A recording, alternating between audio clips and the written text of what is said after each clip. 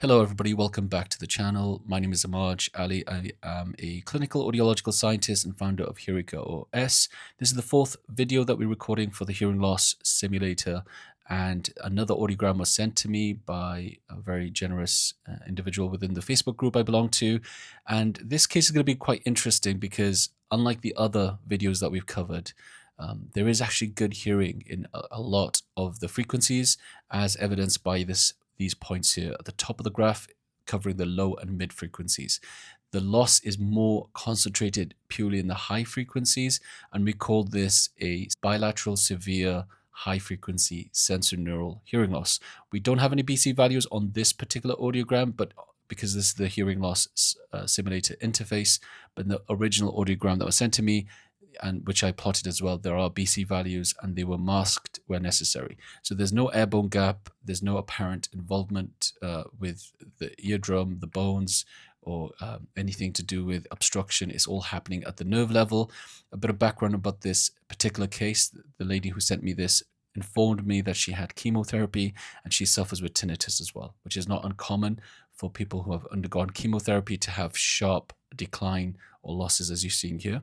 And what you see, like a ski slope loss here and here, a bit of that going on here as well. So we are going to go and play this video. What will be different in this case compared to the other cases is that you will be able to hear the voice.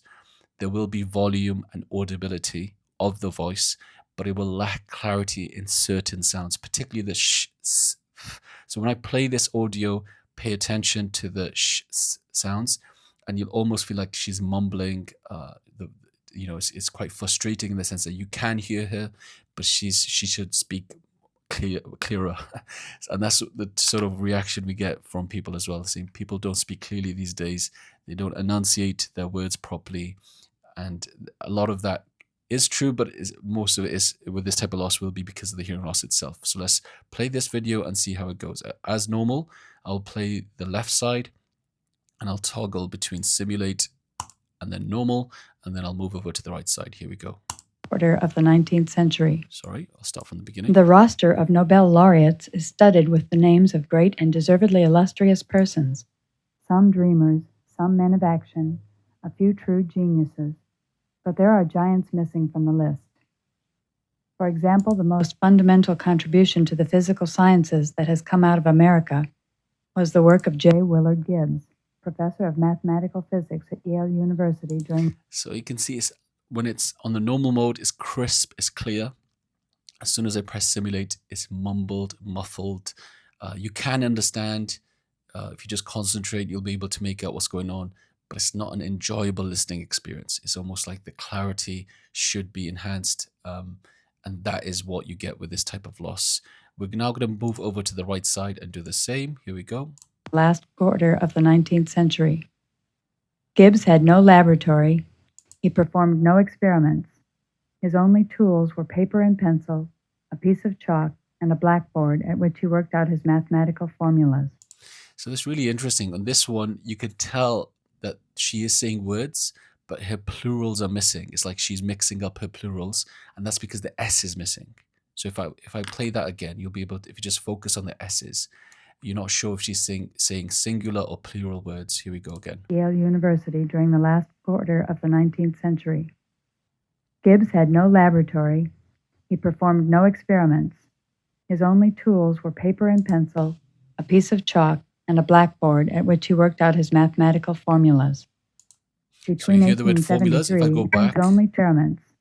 His only tools were paper and pencil, a piece of chalk, and a blackboard at which he worked out his mathematical formulas. It's almost like she said formula as opposed to formulas, and that's because the S is missing, and this is where the confusion happens. So it's a very, very interesting case. If, as an audiologist, I find these hearing losses to be one of the most challenging in terms of getting a hearing aid right. Why? Because you can certainly give the hearing amplification where it's needed in the high frequencies, but because there's such good hearing in the low tones or the mid tones, that often when you fit hearing aids to these type of cases, people will say, I'm hearing all these other distortion sounds, crackling sounds, because the ear is hypersensitive in other areas. So it's really a fine balance of giving the sounds that they need without interfering with any other sounds, and that's the art.